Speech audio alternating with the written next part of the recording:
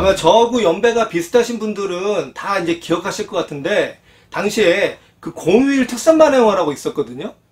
그러니까 이제 평일날 해주는 애니메이션들 말고 이제 공휴일날만 방영하는, 그러니까 이제 이런 시리즈물이 아니라 한 편짜리, 주로 극장용 애니메이션들이었죠. 들이 이제 공휴일날 방영을 했었어요. 근데 이제 되게 애꿎게도 이제 방송사들이 꼭 그 공휴일날 이른 아침에 방영을 해가지고 그날 좀 늦잠 자고 싶은데 막 눈 비비고 일어나가지고 이제 작품을 보고 또 기록을 하고 했던 이제 기억들을 지금 가지고 있는데요. 그래서 오래간만에 제가 이 노트를 꺼낸 김에 그 시절 공휴일에 이제 어떤 애니메이션들이 방영이 되었는지 한 편씩 이제 소환을 해서 여러분들하고 함께 추억을 공유하는 시간을 가져볼까 합니다. 제가 이 노트를 쓰기로 시작한 게 1988년이라고 했잖아요. 근데 이 1988년은 국내 그 공휴일 특선 만화 영화들의 어떤 편성 방향이 바뀌는 어떤 분기점 같은 해였는데요. 바로 그 1988년 12월 24일 성탄 특선으로 방영되었던 공휴일 특선 만화 영화, 바로 초이노크 때문입니다. 당시에 이제 그 영어 제목을 번역을 해서 이제 슈퍼맨 로키라는 제목으로 방영이 되었었어요. 근데 이제 왜 제가 이 작품을 분기라고 말씀드리냐면, 그 전에도 이제 공휴일 특선 만화 영화들은 계속 방영이 되고 있었잖아요. 근데 주로 어떤 작품들이었냐면, 그 도웨이에서 만들었던 세계 명작물들, 그러니까 뭐 주로 뭐 장화시는 고양이라든지, 뭐 백조의 호수라든지, 뭐 걸리버의 우주여행, 혹은 뭐 12달의 요정, 이런 이제 명작물들 위주로 이제 방영이 되어 오다가 처음으로 이렇게 미소년 캐릭터가 등장하는 SF 애니메이션이 방영이 된 거예요. 그러니까 그 자체로 저 같은 오덕의 입장에서는 엄청난 그 설레이는 일이 아닐 수 없는데요. 뭐 아시겠지만 그 당시에 이제 예전에 그 군부 정권이 이제 SF 애니메이션 금지령을 내리면서 이제 언론 통폐합 이후에 뭐 MBC는 간간히 좀 그런 SF 애니메이션을 방영을 했어요. 뭐 고바리안이라든지 메칸도 V라든지 뭐 스타에이스라든지 등등해서 MBC는 좀 그런 것들을 방영을 했었는데, 아무래도 이제 KBS는 이제 국영방송이다 보니까 눈치를 많이 이제 봐야 되는 입장이었던 것 같고, 그래서 뭐 돌아온 아톰 정도가 최대치였고, 이제 그 이후에 뭐 SF 애니메이션들 방영이 됐는데 주로 이제 미국 애니메이션들이었죠.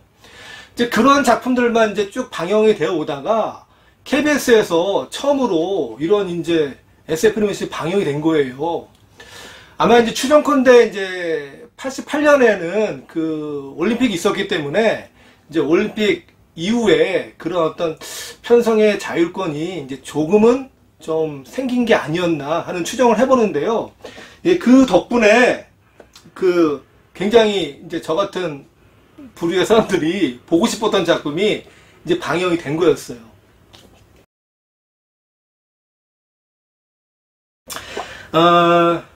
물론 이 초이노크는 이제 국내에서는 이렇게 인지도가 있는 작품이 아니었죠. 하지만 이제 그 일본에서는 그 팬덤의 인기가 엄청난 작품 중에 하나거든요. 그러니까 그 90년대 이후에 이제 뭐 크램프를 위시해서 이제 동인지 출신 작가들이 데뷔를 해서 이제 메이저 입성한 작가들이 이제 많이 나오고 있는 상황이었는데, 그런 이제 동인지 출신 작가들의 이제 원류로 올라가 보면 거의 그 시적극되는 작품이거든요. 그래서 이제 당시 그 원작자인 히지리 유키의 이 캐릭터가 굉장히 미소년성이 강했기 때문에 일본에서도 그 여성 팬들이 이제 굉장히 이제 많은 작품들의 하나였고, 이제 당시에 그 슈퍼로봇물의 그런 코드를 좀 심고 싶었던 그 나가마 타다 감독에 의해서 그 볼테스 5하고 투장 다이모스 등의 그 캐릭터 디자인을 이 히지루키가 맡았었어요. 그래서 이제 특유의 그 미소년성이 아주 이제 일본에서도 주목을 받았던 그 작가인데요.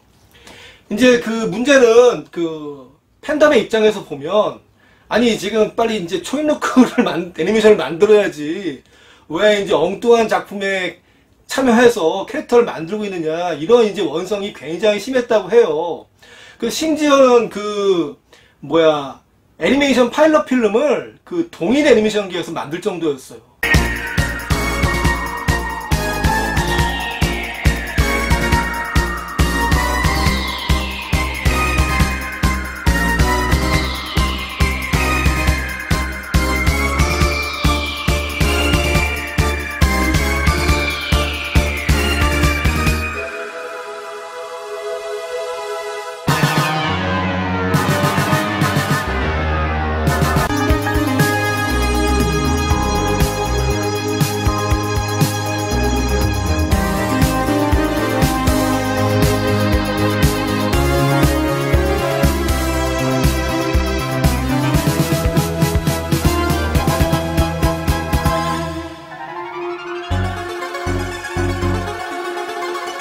그 정도로 이제 초인노크의 이제 애니메이션화를 열망하는 사람들의 어떤 그런 수요가 이제 굉장했었고, 그래서 특이하게도 이 작품은 그 TV 시리즈를 경유하지 않고 바로 극장용 애니메이션이 만들어진 케이스예요. 그러니까 일반적인 우리의 그 순리를 보게 되면 TV 애니메이션을 먼저 만들어 보고 이제 거기서 이제 검증이 되면 이제 극장용 애니메이션을 만드는데, 이 작품은 이제 바로 극장으로 간 케이스죠. 그래서 좀 특이한 케이스 중에 하나인데, 물론 이제 좀 생각해 보면 그 초이노크 원작 만화 같은 경우에 그 연대기가 거의 이제 5스타 스토리스급이거든요. 뭐 엄청나게 장대한 얘기예요. 그래서 이제 TV 시리즈를 그걸 하나하나 만들기에는 좀 어려움이 있지 않았을까 하는 생각을 좀 해보긴 하는데, 그래서 이제 그 어떻게 할 거냐를 고민하다가 이제 그 원작의 그 에피소드 중에서 그 마녀의 세기 편을 발췌를 해서 이제 한 편짜리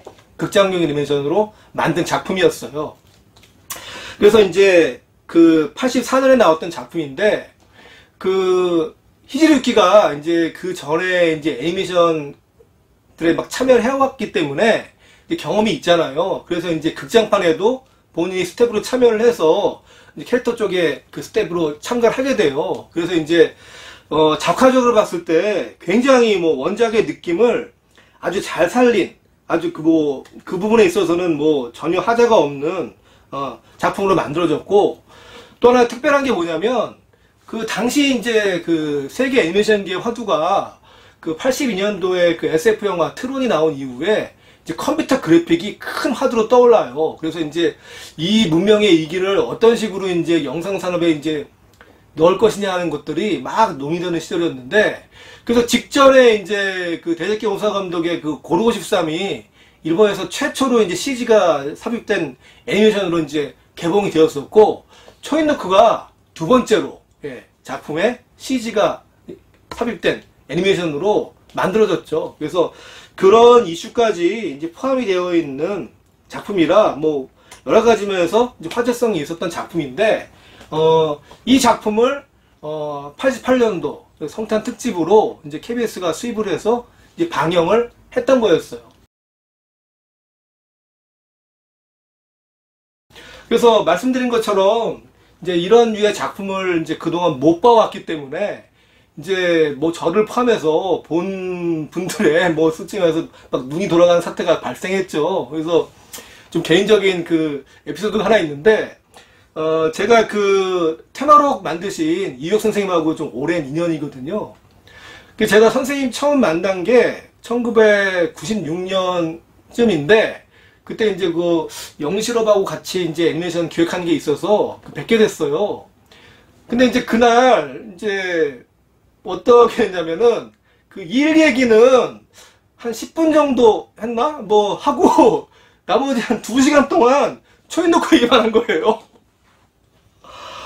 그래가지고 그 제가 이제 초인노크를 처음 봤을 때 느꼈던 그 감상 포인트들을 선생님도 똑같이 기억하고 있더라고요. 야, 그러니까 이제 그래서 이제 그날 뭐 초인노크를 이제 화두로 해서 뭐 계속 뭐 수다를 떨었었는데, 그만큼 이 작품이 그러니까 뭐 시리즈물이 아니었기 때문에, 뭐 시리즈물은 솔직히 막 몇 달 동안 방영하잖아요. 근데 딱 그날 하루 한 번 방영한 작품인데 불구하고 그런 기억들을 다 같이 가지고 있었다는 거는 굉장히 이 작품이 당시에 엄청난 그 잔상과 임팩트를 남기지 않았나 하는 생각을 지금도 해봐요. 특히 그 국내 그 더빙 퀄리티도 굉장했어요. 그 당시 로크 역을 김한진 성우님이 하셨었고, 그리고 이제 그 악역 보스였던 그 레이디칸 역을 그 주희성님이 하셨거든요. 근데 당시 이제 주희성님은 아시겠지만 그 민키나 그 샛별공주 같은 작품들로 이제 요술공주 시리즈로 전성기를 달리시던 그 시대였는데, 갑자기 그런 악역 빌런 역을 맡으신 거예요. 와, 굉장히 그 상상을 초월하는 캐스팅이었는데, 야, 그 연기가 진짜 막, 와, 진짜 살떨리는 연기가 나오는 거예요. 그래서 야, 이런 역도 소화가 가능하시는구나 너무 놀랐거든요. 그 톤이 그 무렵에 방영되었던 그 우주선장 율리시스의 그 샤카라는 그 인공지능 컴퓨터가 나와요.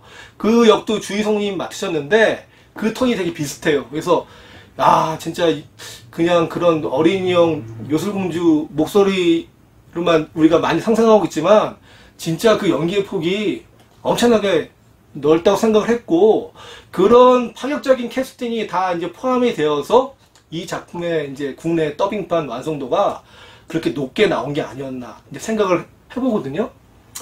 너무 좋은 감상이었는데 좀 이제 옥의 티가 있다면은 이제 아무래도 그 KBS니까 그 여러 가지로 이제 좀 제한사항들이 있잖아요. 그래서 이제 중간에 이제 그 제시카의 노출 장면들이 좀 나오는데 그런 부분 삭제가 되었고, 뭐 그거는 제가 이해할 수 있어요. 있는데 아 그 마지막에 그 엔딩을 아주 댕강 잘라버렸어요. 그래가지고 뭐 추정컨대 그거는 이제 편성 시간을 좀 맞춰야 돼서 그러지 않을까 싶긴 하지만, 아 그 감정선이 딱 고조가 되어 있는데 거기서 딱 끊어지니까 너무 그때 그 작품의 좋은 감정들이 마지막에 좀 많이 무너졌죠. 그래서 그런 좀 아쉬움을 지금 가지고 있는데, 근데 재미있는 거는 그 초인노크 같은 경우에 이제 국내 비디오가 출시가 되었었거든요. 대우에서 비디오가 나왔었는데, 이 대우에서 나온 비디오판 같은 경우에는 삭제를 하지 않고요.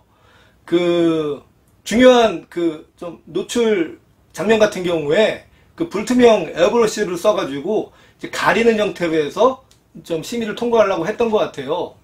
근데 이제 좀 그 재밌는 사실은 뭐냐면, 그 당시에 이제 기술이 부족하다 보니까 그게 다 이제 빗나간 거예요. 그래가지고 그 노출 부위는 다 나오고 옆에 부분이 다 가려져 있어요. 이제 그런 식으로 비디오가 출시가 이제 되었는데, 아, 어떻게 당시에 이제 그 심의를 통과했는지 참 그 아이러니 같은 뭐 80년대니까 가능한 이제 그런 일들이 이제 있었죠. 근데 이제 공교롭게도 그 초인노크가 이제 KBS에서 방영된 정확히 1주년 되는, 그러니까 1989년 성탄 특집이죠. 그때 이제 01 특선 만화용으로 방영된 작품이 우주경찰 저스트라는 작품입니다. 그 초인노크하고 굉장히 유사한 그 에스퍼물이에요. 그래서 당시 뭐 그 KBS에 그 편성하시던 분이 뭐 어떤 그 나름의 어떤 주관을 갖고 이제 작품을 골랐는지 모르겠는데, 하여튼 공교롭게도 그 정확히 1년 있다가 반영된 작품이에요. 근데 이 작품은 또 이제 참 그 역대급 그 편집 참사가 일어났던 작품 중에 하나인데, 아까 그 저기 뭐야 그 초인노크 같은 경우에는 주로 노출 장면들이 이제 그 뭐 제시카의 그 목욕신 이런 것들이었는데, 이 저스티 같은 경우에는 이 저스티의 여동생이 아스타리스가 그 전투 중에 슈트가 찢겨나가면서 나오는 노출이에요. 그러니까 이제 이거를 처음에 제가 생각에는 그 PD님이 어떻게든 그걸 살려보려고 뭐 용쓰신 것 같아요. 그래가지고 막 퐁당퐁당 편집을 시도하셨던 것 같은데, 이게 아무래도 막 중간에 카메라가 막 왔다 갔다 하고 하니까 그거 감당이 안 되죠. 그래서 막판에 이제 그 피디님이 이제 손을 놓으셨는지 그 전투씬을 그냥 통편집을 해버린 거예요. 와, 그래가지고 그 뭐야 그러자도 러닝타임이 짧거든요. 44분인가 하는 작품인데 실제 방영 시간은 거의 제가 보기에 20분도 안 됐던 것 같아요. 그래서 이 작품은 이 작품이 이제 방영되었다는 사실 자체를 모르시는 분들도 많이 있지만, 보신 분들도 이제 무슨 내용인지 지금까지 기억을 못하는 그런 작품으로 남아있거든요. 그러니까 참 그런 상황들이 당시에 이제 뭐 왕왕 발생을 했었는데, 뭐 당시 이제 시청자 입장에서는 그 지금처럼 이렇게 뭐 애니메이션을 뭐 많은 작품들을 볼 수 있는 이제 환경이 아니었잖아요. 그러니까 이제 아유 뭐 해주는 게 어디냐 이제 이런 마음으로 당시에 이제 작품들을 이제 보고 또 지금까지 기억하고 있고 그랬던 것 같습니다.